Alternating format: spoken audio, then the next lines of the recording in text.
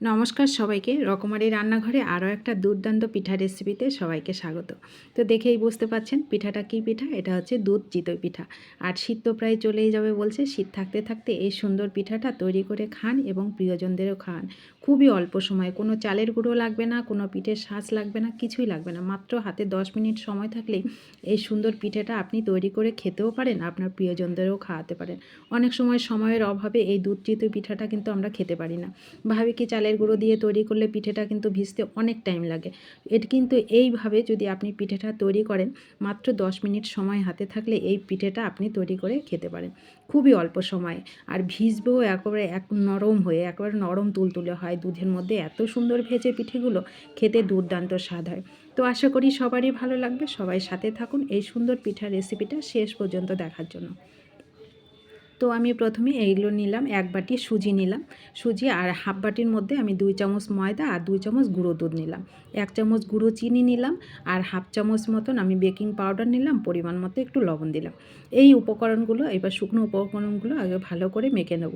মেখে নিয়ে এইবার এখানে আপনি যদি দুধ চান তো দুধ দিয়েও এই ব্যাটারটা করতে পারেন, আবার জল দিয়েও করতে পারেন। হালকা একটু গরম দুধ কিংবা গরম জল দিয়ে ব্যাটারটা রেডি করতে হবে।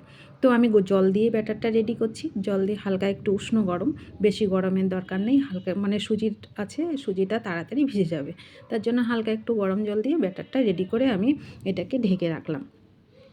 5 মিনিট ঢেকে রাখলেই সুজিটা, যেহেতু গরম জল আছে, তাড়াতাড়ি হয়ে যাবে। এদিকে আমি এই যে দুধের শিরাটা তৈরি করব।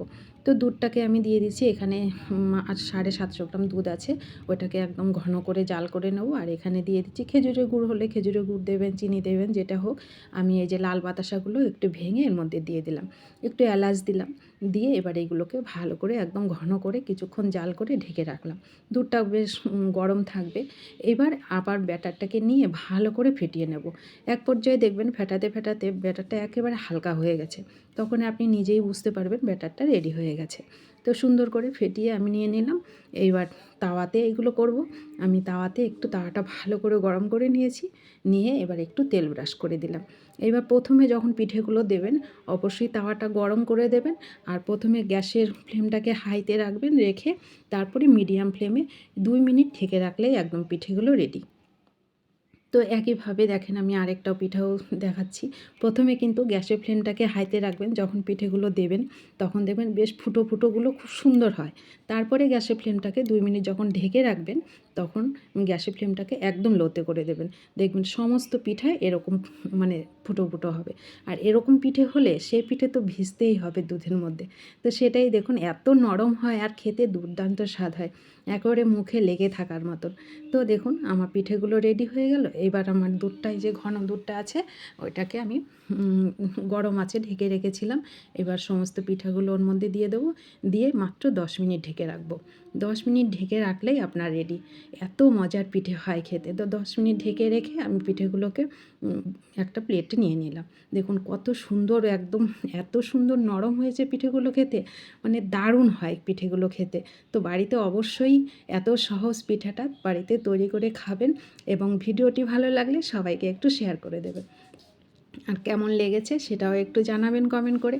আর কে কোথা থেকে দেখছেন সেটাও একটু কমেন্ট করবেন। আর ইউটিউব থেকে দেখলে ইউটিউব চ্যানেলটা একটু সাবস্ক্রাইব করে দেবেন। যারা সাবস্ক্রাইব করেছেন তাদেরকে অসংখ্য ধন্যবাদ। একেবারে নরম তুলতুলে, চামচ দেওয়ার আগেই ভেঙে যায়, এত সুন্দর পিঠে হয়। তো অবশ্যই বাড়িতে তৈরি করে খাবেন আর লাইক করবেন ভিডিওটি ভালো লাগলে, আর সবাইকে শেয়ার করে দেবেন। দেখা হচ্ছে আপনাদের সঙ্গে পরবর্তী ভিডিওতে। সবাই ভালো থাকুন, সুস্থ থাকুন।